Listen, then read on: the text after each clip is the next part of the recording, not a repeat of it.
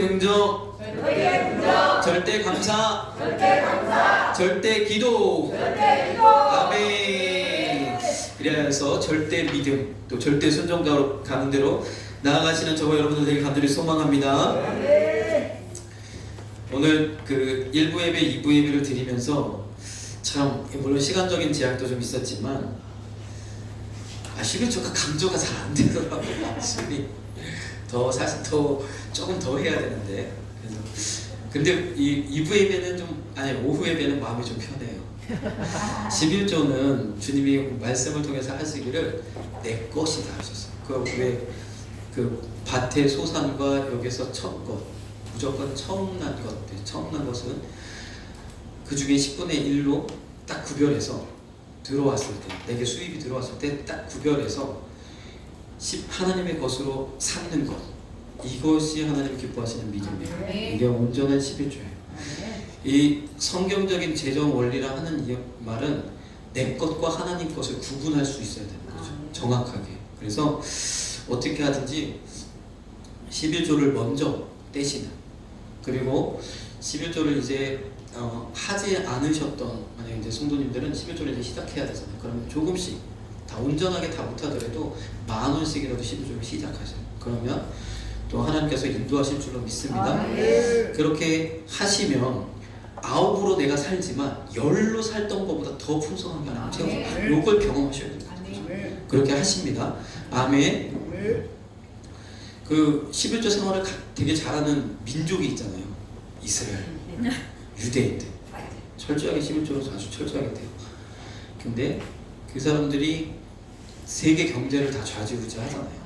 그만큼 하나님께서 11조 생활에 대해서는, 11조에 대해서는 강력하게 말씀하셨고, 또 한 가지는 이 주일 성수와 11조는 사실 아담과 하와가 선악과를 따먹었고 그것으로 범죄하고는 우리 가운데 죄가 들어왔는데, 원죄라고 하죠. 죄가 들어왔는데 이 죄의 본질을 우리가 살펴보면 하나님과 함께, 하나님과 동행하면서 하나님 뜻대로, 하나님 말씀대로 순종하며 살던 우리의 모습이, 에덴 동산에서의 그 모습들이 어떻게 해요?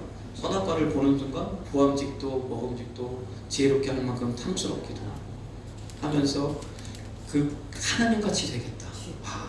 정말 선악을 알게 하는 모든 이 일에 하나님처럼 될 것 같다.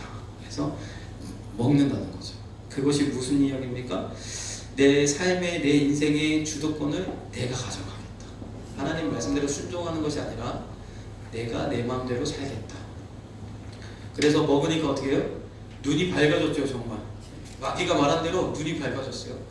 밝아지고 자신의 수치가 먼저 드러나는 줄 믿습니다. 그래서 그때 하나님 앞에 불순종하고 내 마음대로 살겠노라고, 내 뜻대로 살겠노라고 했던 주도권을 내가 가져왔다. 이것을 주일 성수와 11조를 통해서 하나님 앞에 다시 주도권을 올려드립니다라는 표현인 줄 믿습니다.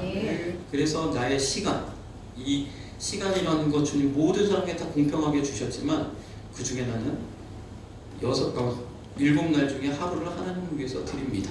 그렇죠? 나에게 주신 수입 그 중에 10개 중에 하나를 하나님 앞에 드립니다. 이렇게 우리가 올려드리는 것인 줄 믿습니다. 그래서 2023년에는 결단하시고 우리가 복 받아야 되잖아요. 이 신앙의 기초 위에 믿음의 그런 집들을 세우셔서 놀라운 축복을 경험하기를 간절히 소망합니다.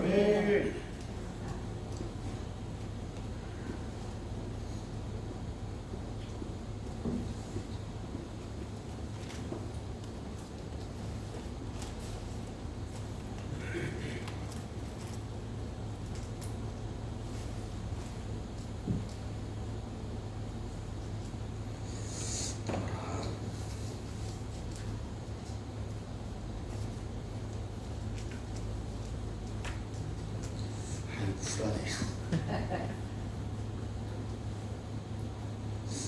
방송실에다 맡겨가지고 해야겠어요. 안 나와.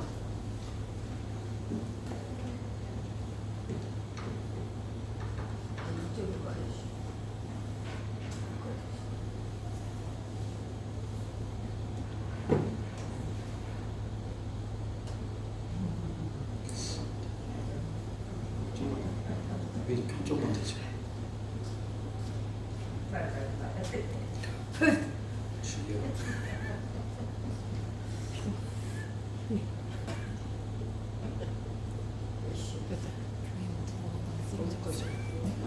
좀 있습니다.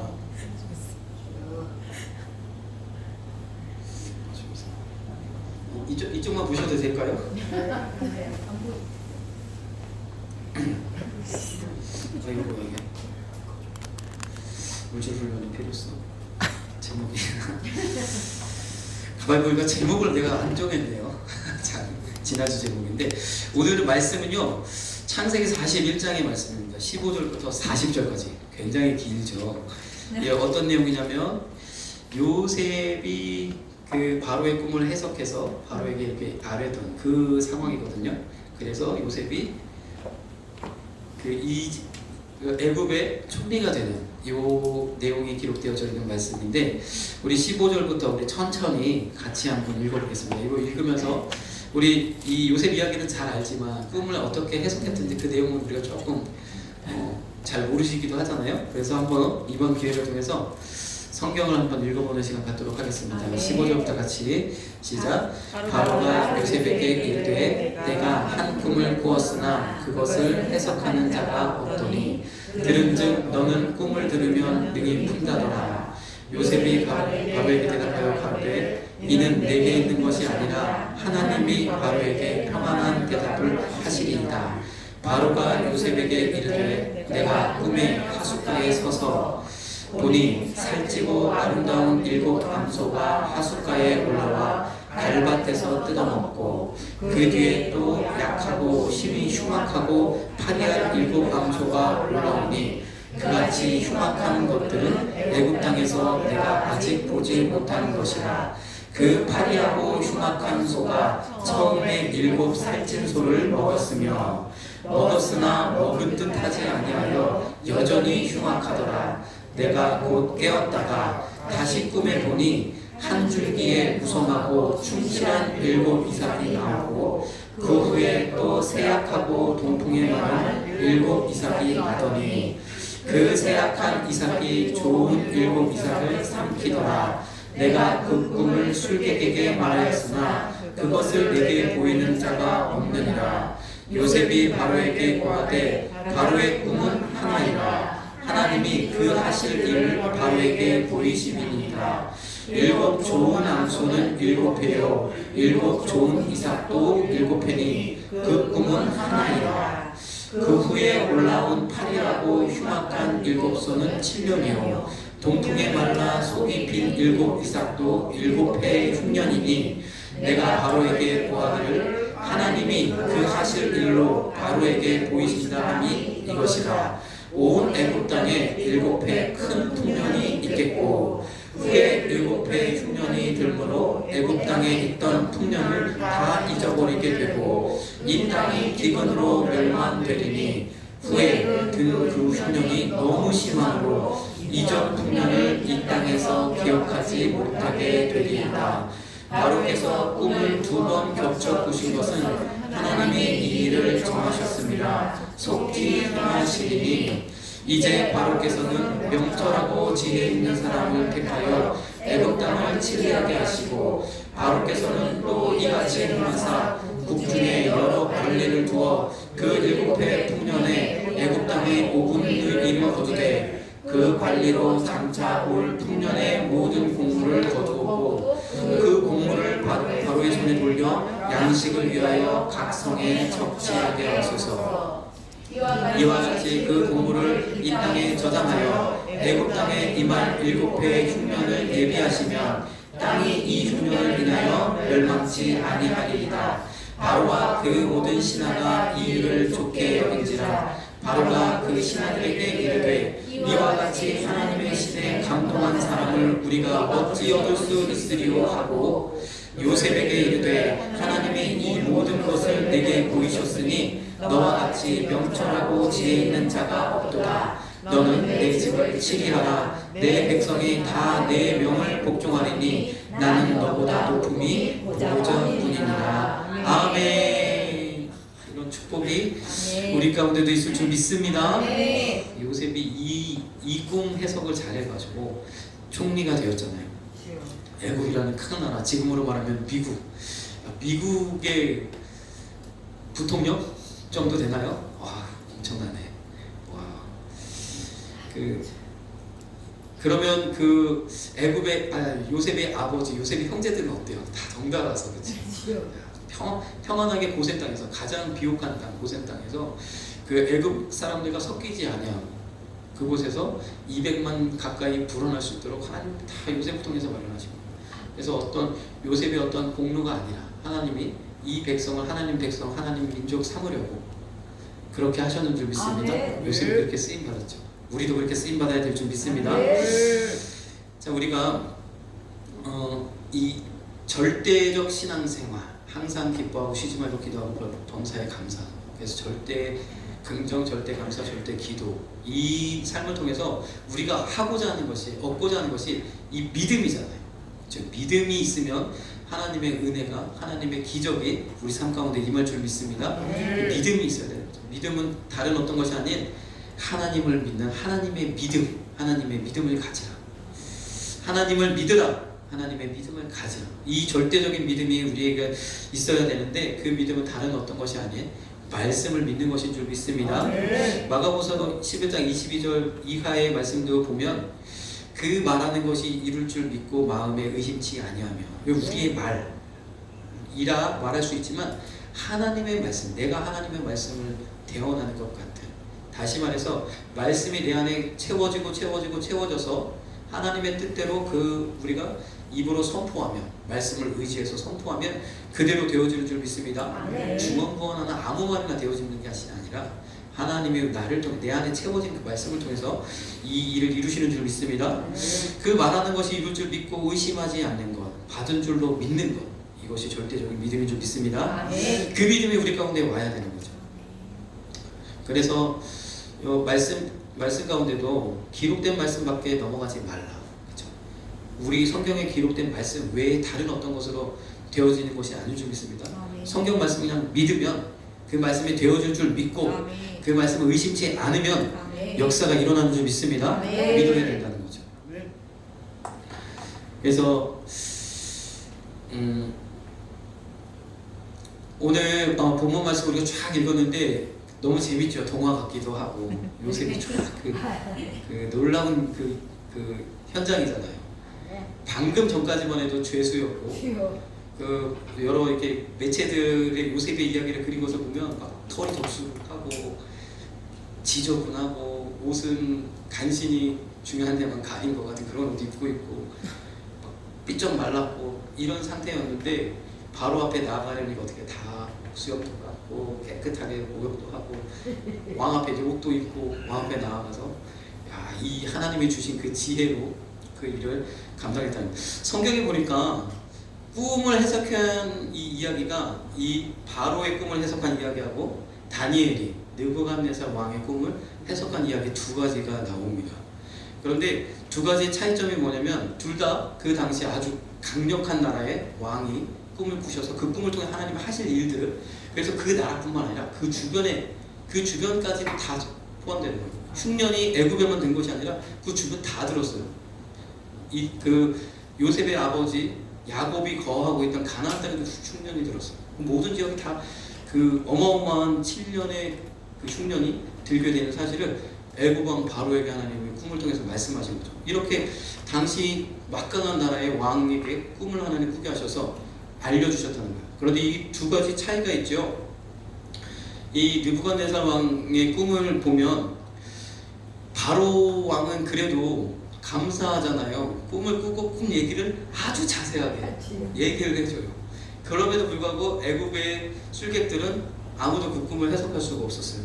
그런데 느부갓네살 왕은 본인이 꿈을 꾸고 번민하고 이 꿈이 도대체 무슨 꿈이냐, 그러고는 박사들을 불러놓고 꿈 얘기를 안 하는 거예요.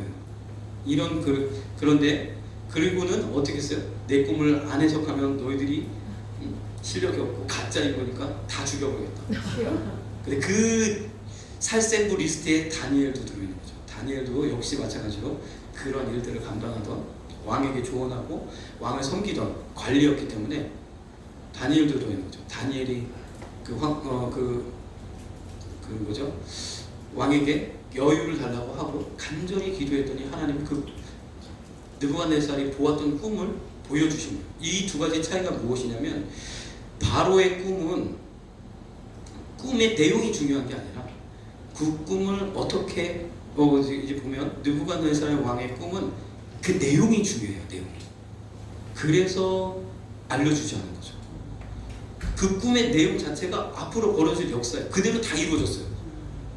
열 발가락 시대 뜨인 돌이 일어나서 산산이 부수는 그것만 남았어요. 그 외에 나머지는 다 이루어져요. 열국 시대까지 그대로 다 이루어졌단 말이죠. 그 꿈의 내용이 앞으로 벌어질 역사에 대한 앞으로 인류 역사가 걸어가게 될 그 이야기를 다 담고 있어서 꿈의 내용이 너무나 중요해요. 그래서 그 꿈의 내용을 말하지 아니하도록 하나님이 역사하신 거죠. 많은 신학자들은 이 여러 가지 이제 이야기가 있죠. 느부갓네살 왕이 분명히 찜찜한 꿈을 꿨는데 잊어버렸다. 그래서 말을 못했다. 근데 성경을 들여다보면 그런 것 같진 않아요. 왜냐하면 번민하고 꿈에 대해서 고민하고 했거든요. 그러나 또 어떤 이제 신학자들은 꿈을 꾸고 그 분명히 그 꿈이 계시의 꿈인 건 알겠는데 분명하지가 않아. 내가 기억해도 어떤 현상들을 보고 어떤 신상을 보고 이렇게 했는데 분명하지가 않을 수 있다는 거죠. 또는 분명하게 꿈을 알았지만 꿈이 어떤 현상인 거 다 알았지만 말을 하지 않는 건 하나님의 뜻 가운데서 이렇게 말을 하지 않았다. 그런데 어찌됐든 그 꿈의 내용이 중요했기에 하나님이 이렇게 하셨고, 자, 바로의 꿈, 이 파라오, 이집트의 왕 파라오의 꿈은 무엇이 중요해요? 그 꿈의 내용보다 그것을 해결하는 그 지혜가 더 중요한 줄 믿습니다.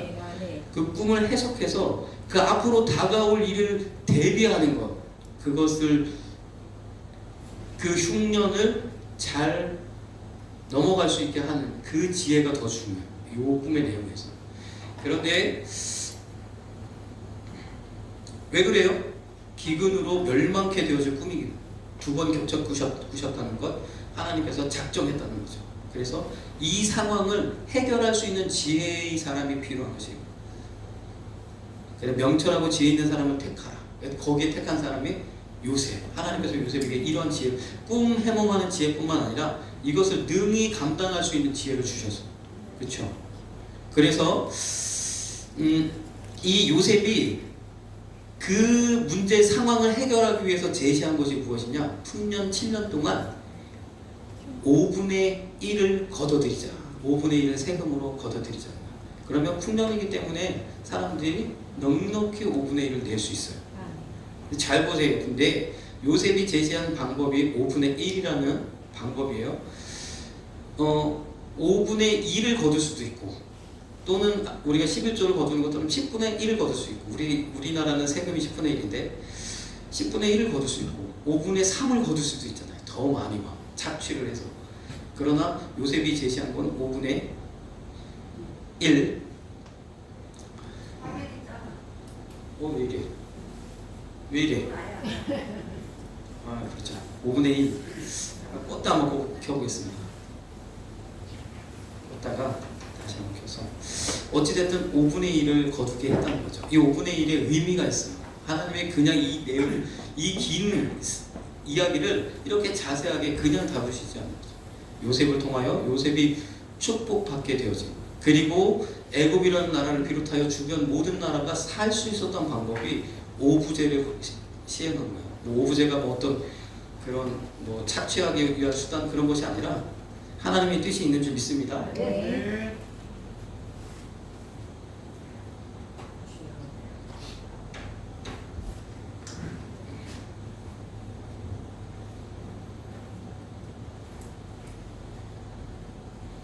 궁금하시죠? 네. 극적인 효과를 나오는 것 같아요. 이제 되는 것 같아요. 이거에 대해서 좀 알고 계셨던 적 있나요? 오부제를 시행한 것? 네. 알고는 있었지만 의미는 우리가 잘 몰랐어요. 저도 잘 몰랐어요, 사실.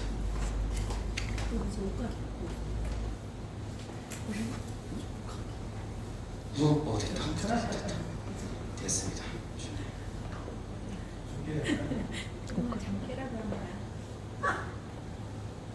야, 참깨라. 자, 그래서 바로가 이 흉악한 흉년을 대비하기 위해서 앞에 온 풍년 동안에 5분의 1을 거두어서 저장하게 하였더니 이 흉악한 풍년을 넉넉히 견뎌냈다는 거죠. 그리고 그뿐만 아니라 주변 나라, 주변 민족, 이스라엘 백성까지, 내 가족까지 다 살려준 줄 믿습니다. 네. 그 5분의 1이 이런 효과가 있다는 거죠. 자, 그래서 먼저 결론을 얘기하면, 자, 우리 축복을 사모하시는 우리 성도님들 11조가 아닌 10의 2조. 그러니까 우리 장준수 목사님 10의 2조 얘기를 하셨는데 그 의미는 10의 2조. 무섭죠? 무서워요. 10의 2조. 5분의 1. 큰일 났네.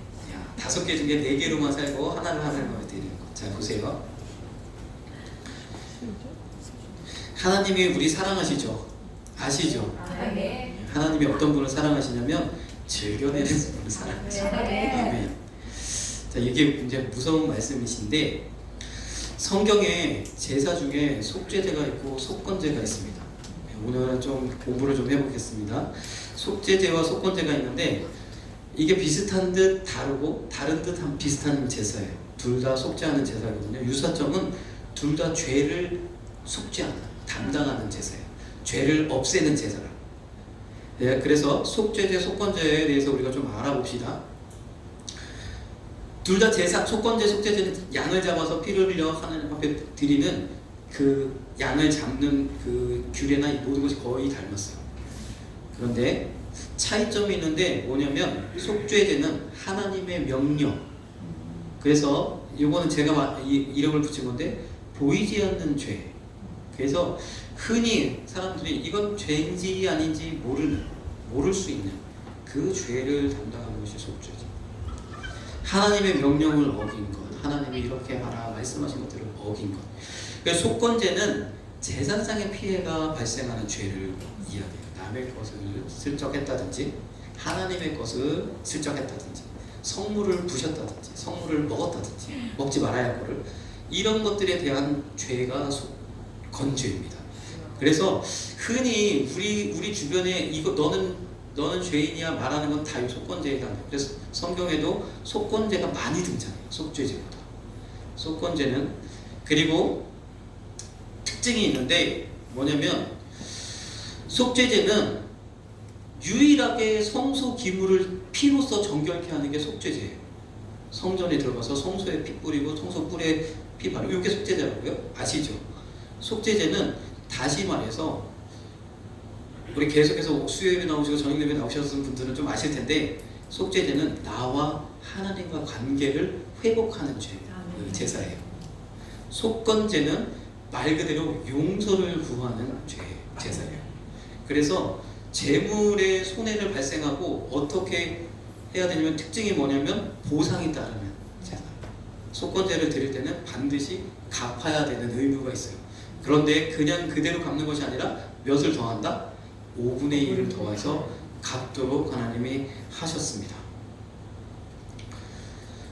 레위기서에 계속 살펴보면 속건제의 이야기가 나오면서 5분의 1을 더하여 이제 레위기 5장 16절에도 성물에 대한 범과를 갚되 그것에 5분의 1을 더하여 제사장에게 줄 것이고 이 5분의 1의 의미가 나의 하나님의 재산에 대하여 이 성물은 하나님의 재산이잖아요. 거룩하게 구별된 하나님의 재산에 대하여 내가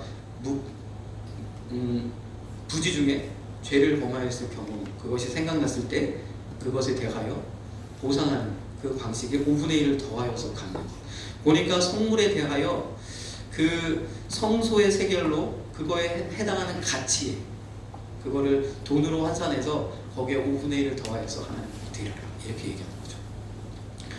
우리의 죄에 이러한 죄들을 속죄하기 위해서 재산상의 피해를 발생시켰을 때도 이웃에게 사람에게 재산상의 손해를 발생했을 때도 5분의 1을 더하여서 보상하도록 남의 물건 이런 물건을 슬쩍 내 것이냐 가지고 있는다든지 여러 가지 아무튼 속인다든지 그런 여러 가지로 인해서 발생한 피해에 대해서는 5분의 1을 더하여서 보상하도록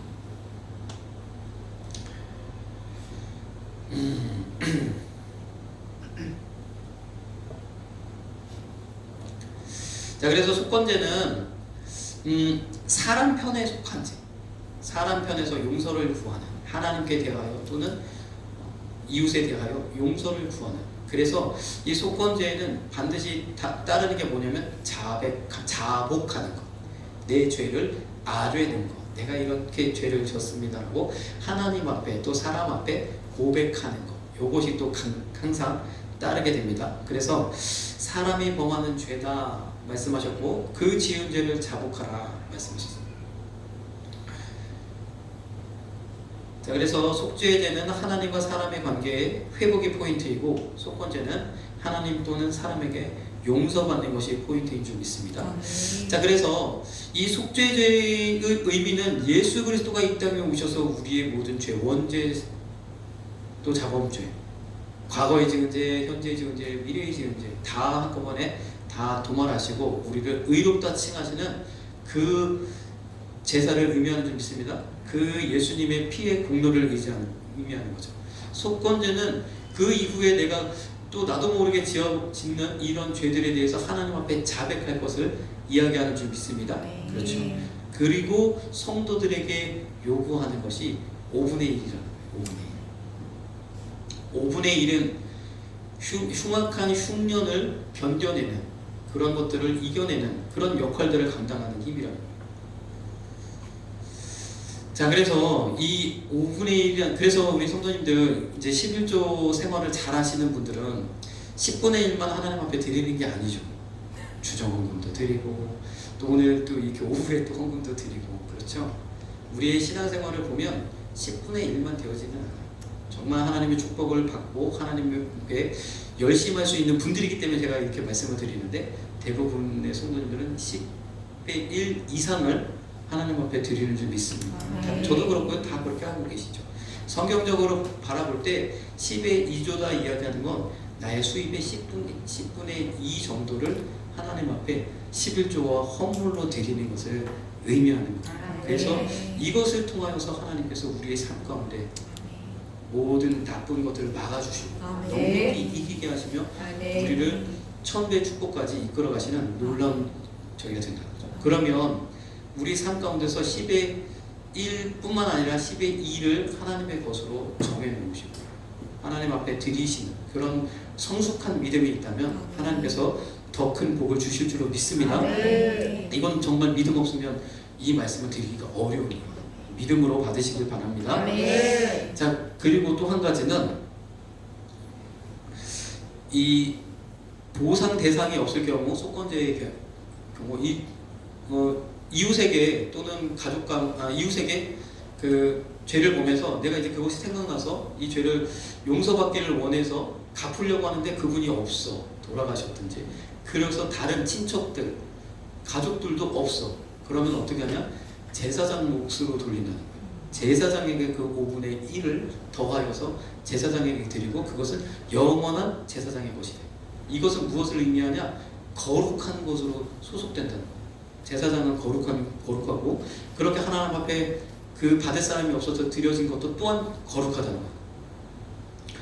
이 제사장 몫으로 돌린다, 요것도 좀 한번 좀 알아보기를 원하는데 우리가 하나님 앞에 번제를 올려드릴 때 불로 태워서 제사를 드릴 때 과거 구약시대 때 불로 태워서 드릴 때 다 태우는 게 아니에요. 그렇죠? 번제는 온전히 다 태워요. 우리가 정말 나의 몸을 산 제물로 드리는 것 같이 온전히 다 태우는 게 번제예요. 그러나 나머지는 이렇게 되어져 있어요. 지금은 이제 소제의 경우인데 소제도 하나님 앞에 가져온 소제는 동물 희생이 없는 유일한 제사, 곡식으로 되어진 제사인데 이 여러 가지 고운 기름, 가루, 한우콩과 또 유향과 또 여러 가지 이제 소제물로 가져오면 그것의 일부를 단위별로 일부를 기념물로 하나님 앞에 드리고 나머지는 제사장들이 먹습니다. 거룩한 곳에서 먹는다는 의미가 있어요. 그리고 다른 제사들도 마찬가지예요. 속죄제, 속건제도 동일해요. 속죄제, 속건제도 다 불로 태우고 번제처럼 다 불로 태우지 않아요. 화목제는 더더욱 화목제는 나누는 저기기 때문에 더더욱 그렇고 속죄제, 속건제도 다 불로 태우지 않아요. 어떤 것만 태우냐면 기름 부분, 기름. 우리가 흔히 먹지 않는 부분들. 기름진 꼬리와 내장에 덮인 기름과 두파. 레위기나 율법서들 쭉 읽어가면 이 이야기 굉장히 많이 등장하거든요. 기름진 꼬리와 내장에 덮인 기름과 두 콩팥과. 도대체 이게 뭐야? 불로 태우는 부분. 불로 태우는 부분. 내장에 덮인 기름과 두 콩팥과 그 위에 기름, 곧 허리 근방에 있는 것과 간에 덮인 꺼풀, 그리고 콩팥과 함께 취하고, 요것들만 불사르고 고기는 어떻게 합니까? 고기는 제사장의 몫으로 돌리는 거죠. 자, 그래서 신학자들은 이걸 무엇이라 얘기하냐면 불로 태우는 제사와 먹는 제사로 나누죠.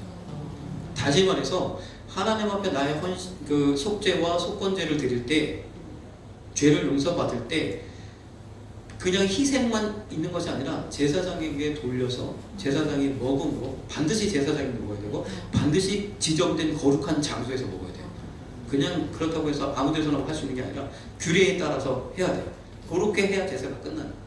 그래서 여기 7장, 레위기 7장 7절에는 속건제나 속죄제나 규례가 동일하다고 그랬어요. 그 제육은 속하는 제사다. 그 제사를 드리는 그 제사장, 그 제사를 주관하는 그 제사장에게 돌아갈 것이다. 제사장의 몫으로 돌렸다는 거죠. 그래서 성경에 보면 제사장의 몫으로 돌린 것들이 여러 가지 있어요. 11조도 일부 그렇고, 또 제사 드릴 때 막 화목제를 드릴 때는 거제와 유제를 드리죠. 하나님 앞에 들어 올려가지고 무거운 고기, 넓적다리 같은 무거운 고기는 들어 올리고 가벼운 고기는 흔들어요. 요렇게 들어 올리고 흔든 거제와 유제는 다 제사장의 몫이에요. 거룩하게 구별돼. 화목제는 전 고기를 나눠 먹고 들어 올린 고기와 요제만 제사장 몫으로 돌려요. 그래서 이건 역시 거룩한 곳에서 제사장이 먹도록 되어져 있습니다. 자, 그래서 이제 말씀이 끝이 다가왔습니다. 이번 그 부흥회 때 우리 장주성 목사님이 이 말씀을 하려다 못하신 것 같은 느낌이 들어서 제가 대신 하려고. 자, 갈라디아서 6장 6절에 가르침을 받는 자는 말씀을 가르치는 자와 모든 좋은 것을 함께하라. 7절 보세요. 스스로 속이지 마라. 하나님은 만유의 여김을 받지 아니하시나니 사람이 무엇으로 심든지 그대로 거두리라.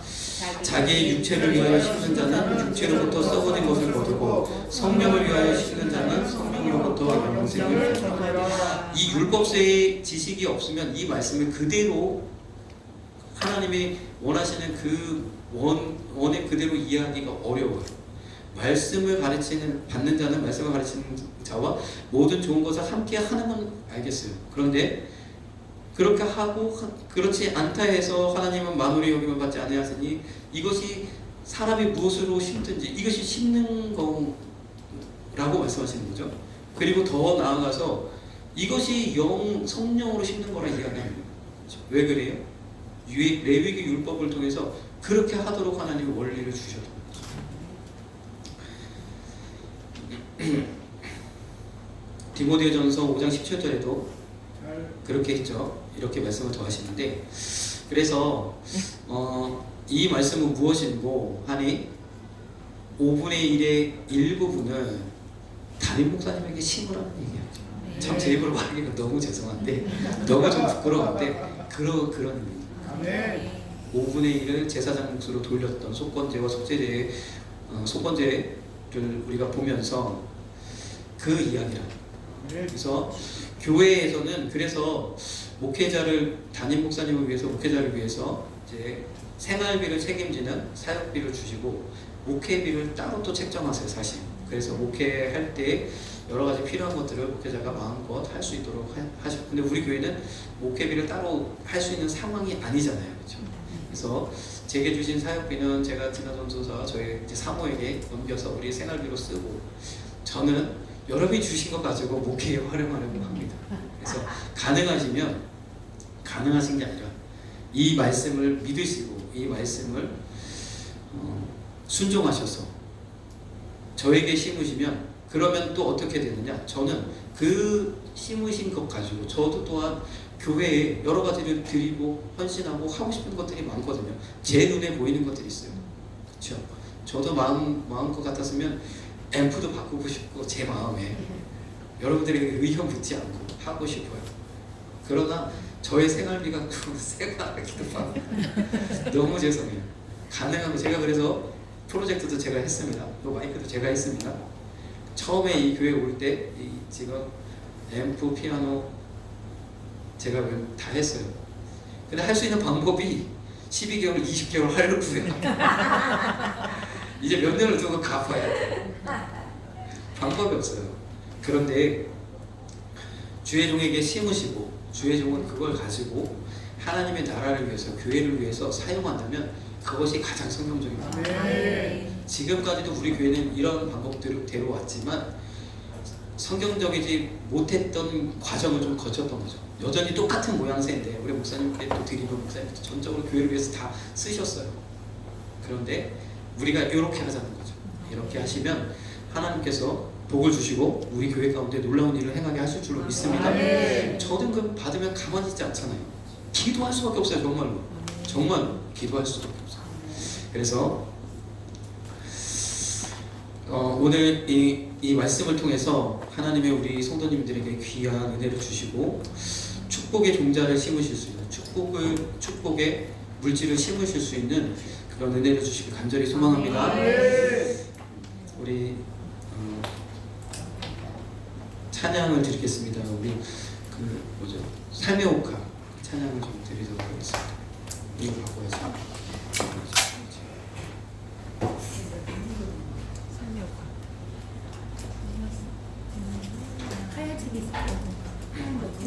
찬양 드리시면서 들으시니 봉헌하고 또 기도하고 축도를 마치도록 하겠습니다.